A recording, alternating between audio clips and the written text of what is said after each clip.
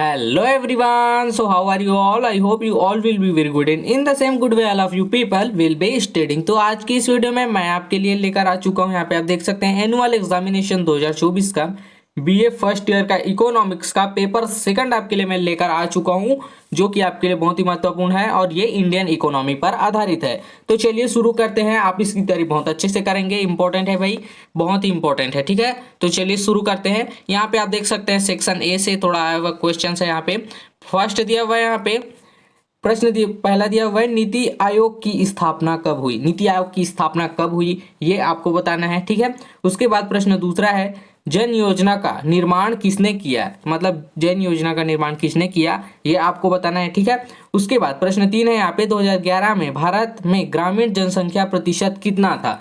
तो 2011 में जब जनगणना हुआ, 2011 में हुआ था, इसके बाद अभी हाल ही में हुआ है। तो 2011 में जब जनगणना हुआ तो ग्रामीण जनसंख्या प्रतिशत कितना था ये आपको बताना है। ठीक है, उसके बाद यहाँ पे प्रश्न 4 दिए हुए हैं, ग्रामीण साख से आप क्या समझते हैं ये आपको बताना है, ग्रामीण साख। ठीक है, उसके बाद प्रश्न 5 यहाँ पे दिया हुआ है, जल संसाधन को परिभाषित करना है आपको। जल संसाधन क्या है, कौन कौन से महत्व है, कौन कौन से सोर्सेस हैं, इन सभी चीज़ों को आपको यहाँ पे करना है डिफाइन। ठीक है, उसके बाद यहाँ पे छठवां क्वेश्चन है जो आया हुआ है, भूमि सुधार से आप क्या समझते हैं ये आपको बताना है। भूमि सुधार से आप क्या समझते हैं, निम्नलिखित भूमि को अच्छे से भूमि में तब्दील करना, यही भूमि सुधार कहलाता है। ठीक है, उसके बाद यहाँ में प्रश्न 7वां आया है, औद्योगिक नीति से क्या तात्पर्य है। औद्योगिक नीति से क्या तात्पर्य है ये आपको बताना है। उसके बाद प्रश्न 8 है, एकाधिकार एवं प्रतिबंधात्मक व्यापारिक व्यवहार अधिनियम MRTP कब लागू किया गया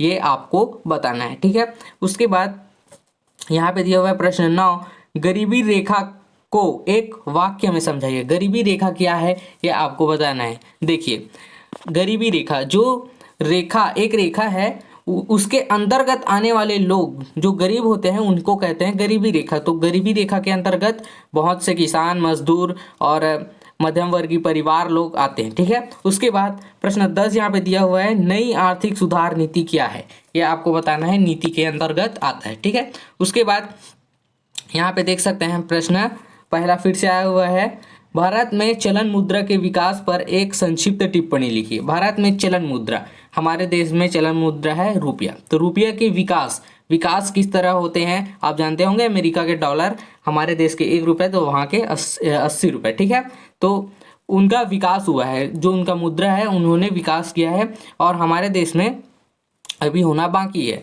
तो ये मुद्रा के विकास पर एक संक्षिप्त टिप्पणी आपको लिखनी है, अथवा में दिया हुआ उसी के जन योजना पर एक टिप्पणी लिखिए। जन योजना, जो लोगों के लिए योजना होती है उसे जन योजना कहते हैं। ठीक है, तो बहुत सी योजनाएं हैं, उन पर आपको टिप्पणी यहाँ पे लिख सकते हैं। ठीक है, उसके बाद यहाँ पे प्रश्न दूसरा दिया हुआ है, भारतीय अर्थव्यवस्था की विशेषताएं लिखिए। इंपॉर्टेंट क्वेश्चन है भाई, आता ही है।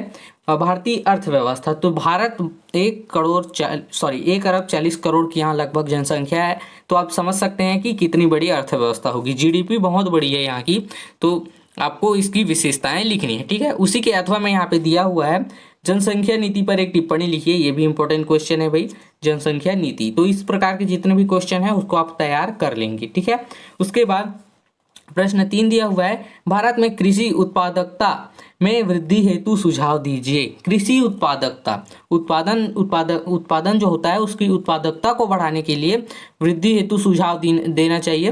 तो यहाँ पे कीटनाशकों दवाइयों को ज़्यादा प्रयोग नहीं करना चाहिए, हमको जैविक खादों का प्रयोग करना चाहिए और आधुनिक विधि से खेती करना चाहिए, क्रमबद्ध होकर खेती करना चाहिए। और इसके कुछ फार्मूले हैं, उनको कुछ टेक्निक है, उनको अपनाने से उत्पादकता में वृद्धि हो सकती है और सिंचाई के साधन होना चाहिए। तो इन सभी चीज़ों का वर्णन आप यहाँ पे कर सकते हैं। ठीक है, इसके अंदर उसके बाद यहाँ पे अथवा में दिया हुआ है उसी के, कृषि विपणन पर एक टिप्पणी लिखी। कृषि विपणन में एक होता है, सूचना देने का कार्य करता है कृषि विपणन। ठीक है, पर एक टिप्पणी आपको लिखनी है।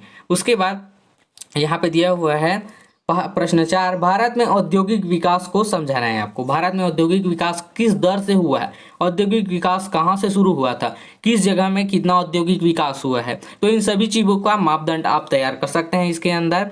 तो औद्योगिक विकास को इसमें आपको समझाना है। ठीक है, उसके बाद और में दिया हुआ है, लघु एवं कुटीर उद्योग में क्या अंतर है भाई, ये आपको बताना है। लघु उद्योग, जैसे है, कंपनी है लेकिन वो छोटा है तो उसे कहेंगे हम लघु उद्योग। और कुटीर उद्योग अपने घर में ही जो सामान बनाते हैं उनको कहते हैं कुटीर उद्योग। हमारे आसपास की महिलाएं समूह में कार्य करती हैं, कोई अचार पापड़ कुछ ऐसे बनाते हैं तो उन्हें कहते हैं कुटीर उद्योग। तो यही अंतर है लघु और कुटीर उद्योग में। आप लोग चाहें तो और अंतर आप इसमें एक्सप्लेन कर सकते हैं, ठीक है। उसके बाद यहाँ पे प्रश्न 5 दिया हुआ है, भुगतान संतुलन पर एक संक्षिप्त टिप्पणी आपको लिखनी है। भुगतान संतुलन, भुगतान संतुलन भाई आप लोग जानते होंगे क्या होता है, उस पर आपको टिप्पणी लिखनी है। उसके बाद और में दिया हुआ है इंपॉर्टेंट क्वेश्चन, आपका इंपॉर्टेंट क्वेश्चन है, आयात निर्यात से संबंधित प्रश्न यहाँ पे आते हैं, ठीक है। तो इसकी तैयारी आप अच्छे से कर लेंगे। यहाँ पे दिया हुआ है नई आयात निर्यात नीति पर प्रकाश डालना है आपको, ठीक है। आयात निर्यात आप लोग जानते होंगे, लेन देन करना किसी दूसरे देश से, ठीक है। तो यहाँ पे उसकी नीति जो है उस पर आपको प्रकाश डालना है। उसके बाद आपका आता है सेक्शन सी से, यहाँ पे दिया हुआ है, यहाँ पे कम से कम लिमिट है यहाँ पे 300 से 350 तक, ठीक है। उसके बाद यहाँ पे प्रश्न 1 दिया हुआ है, प्रश्न 1, भारत में योजना आयोग के संगठन एवं कार्यों का आलोचनात्मक परीक्षण कीजिए। तो योजना आयोग का जो संगठन हुआ है भारत में उस पर आपको आलोचनात्मक, उसके विपक्ष में आपको परीक्षण करना है, ठीक है। उसके बाद अथवा में दिया हुआ है, भारत में औद्योगिक विकास एवं विभेदात्मक संरक्षण नीति की व्याख्या कीजिए, ठीक है। तो भारत में औद्योगिक विकास की दर मैंने आपको समझा दी है, तो विभेदात्मक संरक्षण नीति की व्याख्या आपको यहाँ पे करनी है, ठीक है। उसके बाद प्रश्न दूसरा है यहाँ पे, वन संसाधन से आप क्या समझते हैं? भारत में वन संसाधनों की व्याख्या आपको करनी है भाई। तो भारत में वन संसाधन का कितना महत्वपूर्ण है, कितना बड़ा देश है, कितने प्रतिशत यहाँ वन है? लगभग 33% वन है। तो यहाँ पे भारत में वन संसाधनों की व्याख्या आपको करनी है। वन से कौन कौन से संसाधन मिलते हैं, कौन कौन से रिसोर्सेस हैं, इन सभी चीजों का एक्सप्लेन फॉरेस्ट करना है, ठीक है। तो यहाँ पे आपको समझाना है। उसके बाद अथवा में दिया हुआ है उसी के, भारतीय अर्थव्यवस्था की प्रमुख जनांकीय विशेषताओं का वर्णन कीजिए। ये भी इंपॉर्टेंट क्वेश्चन है, भारतीय अर्थव्यवस्था की विशेषताओं को यहाँ पे वर्णन करना है। उसके बाद आपका आता है प्रश्न 3। प्रश्न 3 में दिया हुआ है, भारत में आर्थिक नियोजन के उद्देश्य एवं रणनीति की व्याख्या कीजिए।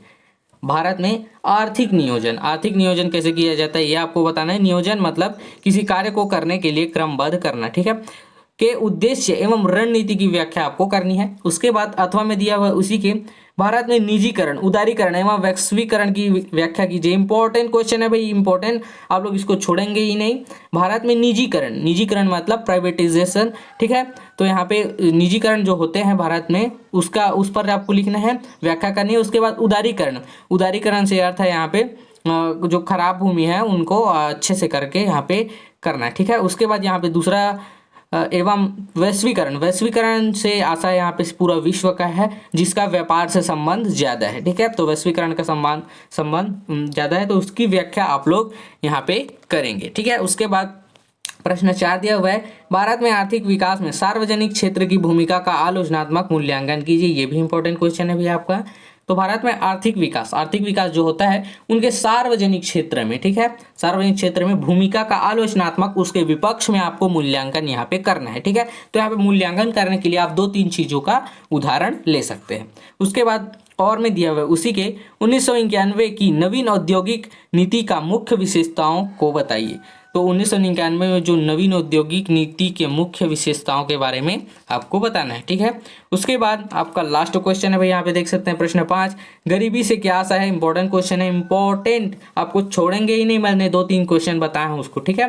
तो यहाँ पे गरीबी से क्या आशा ये आपको बताना है।